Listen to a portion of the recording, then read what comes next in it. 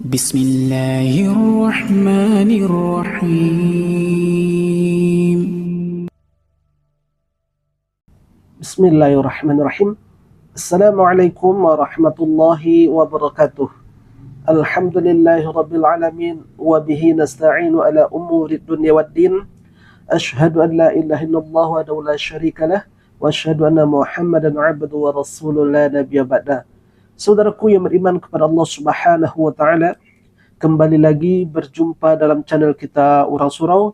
Pada kesempatan kali ini ada sebuah video yang mana di dalam video itu ada seorang bapak-bapak mengatakan bahwa dia menolak untuk masuk surga, kemudian dia juga tidak takut akan neraka. Di pengakuannya, beliau ini mengaku sebagai Islam Pancasila. Saudaraku yang beriman kepada Allah Subhanahu wa taala, akhir-akhir ini berbagai macam hal yang muncul yang ingin Islam itu rusak, yang ingin Islam itu bercampur baur dengan hak dengan yang batil, sehingga muncullah istilah-istilah di dalam Islam. Ada Islam liberal, ada Islam Nusantara, ada Islam Pancasila. Inilah usaha mereka yang berusaha untuk mengaburkan nilai-nilai keislaman, mengaburkan akidah-akidah yang berada dalam Islam. Tentunya hal ini mesti kita lawan, hal ini mesti kita counter supaya umat ini tidak tergelincir dengan pemahaman-pemahaman mereka yang salah. Tentunya kita harus berjuang, harus membackup apa yang mereka sampaikan supaya umat ini tidak ikut tergelincir, supaya umat ini tidak ikut ajaran-ajaran mereka. Saudaraku yang beriman kepada Allah Subhanahu wa taala, kita simak dulu penyampaiannya sebagai berikut. Rahayu, kalau yang lain rebutan untuk masuk surga, mengklaim surga hanya miliknya, maka ajaran spiritual Nusantara, Islam Pancasila melaksanakan gerakan menolak masuk surga.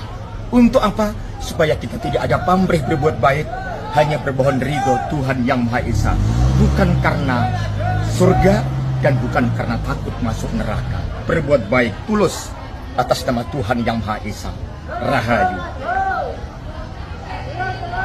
Menurut saya, apa yang disampaikan oleh bapak-bapak ini hanyalah istilah di bibir saja. Mungkin dia ingin meniru ya seorang sufiyah, yakni Rabiatul Adawiyah, yang mengatakan ilahi lastu lil firdausi ahla wala aqwa 'alan naril jahimi. Mungkin bapak ini mencoba untuk meniru dari Rabiatul Adawiyah. Namun apa yang dia sampaikan itu menurut saya itu hanyalah upper lip saja, hanya penghias bibir saja. Tidak mungkin. Jangankan itu, coba dia bekerja 1 hari saja, kemudian dia tidak digaji, saya yakin dia pasti akan ngamuk-ngamuk itu. Tentunya apa yang dia sampaikan ini sangat bertentang sekali dengan apa yang disampaikan oleh Rasulullah SAW. Ya, Rasulullah SAW mengatakan dalam sebuah hadis yang disampaikan oleh Abu Hurairah, yang diriwayatkan oleh Imam Muslim, hadis nomor 7423. Rasulullah mengatakan, "Faiza za'altumuhullah fas'aluhu firdaus." Apabila engkau meminta kepada Allah, maka mintalah surga Firdaus. Ini anjuran Rasulullah. Rasulullah sendiri yang mengatakan meminta umatnya, kalau meminta surga itu jangan tanggung-tanggung, kata Rasulullah. Minta surga Firdaus sekalian, kata Rasulullah SAW. Kemudian apa yang disampaikan oleh Rasulullah dalam hadis lain, hadis yang diriwayatkan oleh Abu Dawud, Ibnu Majah, kemudian Ahmad bin Hanbal. Jadi di dalam hadis tersebut Rasulullah mengatakan, Allahumma inni as'alukal jannah wa a'udzubika minan nar. Ya Allah Tuhanku, sungguhnya aku memohon kepadamu dengan surga dan aku berlindung kepadamu dari azab neraka. Jelas sekali di dalam dua hadis yang kita sampaikan, Rasulullah sendiri mengajarkan umatnya untuk berlindung dari api neraka, kemudian meminta surganya Allah Subhanahu wa taala. Saya tambah satu lagi kalau masih kurang. Di dalam hadis lain masih dari Abu Hurairah, ya Rasulullah SAW bersabda, "Idza tasyahada ahadukum falyasta'iz billahi min arba'in." Apabila salah seorang kamu tasyahud akhir, maka mintalah berlindung kepada 4 hal. Apa itu? Allahumma inni a'udzubika min azabi jahannam, wa min adzabil qabri, wa min fitnatil yahya wal mamat, wa min syarri fitnatil masiihid dajjal.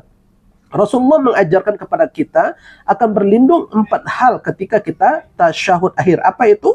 Pertama, berlindung dari azab jahannam, kemudian berlindung dari azab kubur, kemudian berlindung dari fitnah hidup dan mati, kemudian berlindung dari fitnah dajjal. Itu Rasulullah sendiri yang mengajarkan kita akan hal itu. Maka kita harus berlindung kepada Allah dari azab neraka, kemudian juga kita meminta surga kepada Allah Subhanahu wa taala.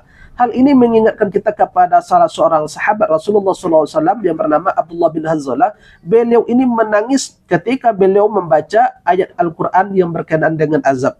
Bahkan beliau ini menangis meminta, jangan-jangan ada kekhawatiran beliau, jangan-jangan beliau ini adalah termasuk orang yang diazab oleh Allah Subhanahu wa taala, sampai beliau ini menangis, sampai beliau ini tidak sanggup duduk ketika melewati ayat-ayat azab. Ini sahabat Rasulullah, ya, sampai beliau ini menangis karena saking takutnya akan azab neraka. Ini sahabat Rasulullah, ya, yang mana kualitas iman para sahabat itu jauh melebihi imannya umat saat ini. Ini sahabat Rasulullah lah, ya, kualitas iman mereka tidak bisa diragukan lagi, masih menangis saking takutnya dengan azab Allah Subhanahu wa taala. Lah kita ini siapa? Kita ini jauh dari Rasulullah SAW, dan iman kita pun, ya, tidak akan sebanding dengan imannya para sahabat.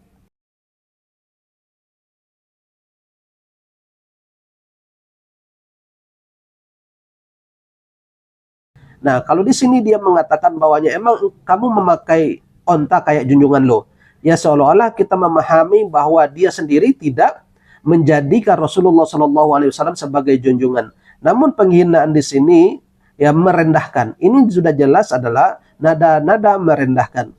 Sebetulnya sudah banyak kita bahas bahwasanya orang yang menghina Allah, orang yang menghina ayat-ayat Allah, orang yang menghina Rasulullah SAW, itu sudah jelas, ya, disebutkan oleh Allah Subhanahu wa taala dalam firman-Nya surat At-Taubah ayat 65 sampai 66. A'udzu billahi minasyaitonir rajim. Bismillahirrahmanirrahim. Qul abillahi wa ayati wa rasulihi kuntum tastahzi'un la ta'taziru qad kafartum ba'da imanikum. Apakah dengan Allah, dengan ayat-ayatnya, ayat-ayat Allah kepada Rasulullah, kamu berolok-olok, kamu menghinakan itu semua? La ta'taziru, tidak usah minta maaf, sungguh kamu telah kafir sesudah kamu beriman. Sudah jelas sekali ayat di sini, ya, orang yang menghina, orang yang merendahkan, dan orang yang mengolok-olok, jangankan menghina, mengolok-olokkan saja ayat Allah, ya, menghina, mengolok-olokkan Allah, Rasul, dan ayat-ayatnya, itu sudah dikategorikan qad kafartum ba'da imanikum. Ya, sungguh dia telah kafir sesudah beriman. Allah tegas menjelaskan akan hal ini. Apa yang disampaikan oleh Syekhul Islam Al-Harrani dalam kitabnya As-Sarim Al-Maslul, beliau mengatakan bahwa Abu Bakar Al-Farisi, salah satu, ya, seorang ulama Syafi'iyah, beliau mengatakan bahwa telah sepakat kaum muslimin akan sanksi bagi mereka yang menghina Nabi Muhammad itu dengan dieksekusi, sebagaimana, ya, orang-orang yang menghina kaum muslimin itu dicambuk, orang-orang mukmin itu dicambuk. Jadi orang-orang yang menghina Nabi Muhammad itu adalah dieksekusi, kemudian orang yang menghina orang-orang mukmin itu adalah dicambuk. Itulah hukum yang tepat yang disampaikan oleh Syekhul Islam Al-Harrani dalam kitabnya As-Sarim Al-Maslum. Saudaraku yang beriman kepada Allah Subhanahu wa taala, jadi sudah jelas sekali, ya, dalam hukum Islam itu sangat tegas dan jelas sekali. Bagi penghina, bagi orang yang merendahkan ayat-ayat Allah, orang yang menghina Rasulullah, kemudian orang yang mengolok-olokkan ayat-ayat Allah Subhanahu wa taala, sudah jelas yang Allah sampaikan di dalam surah At-Taubah yang telah kita bacakan tadi.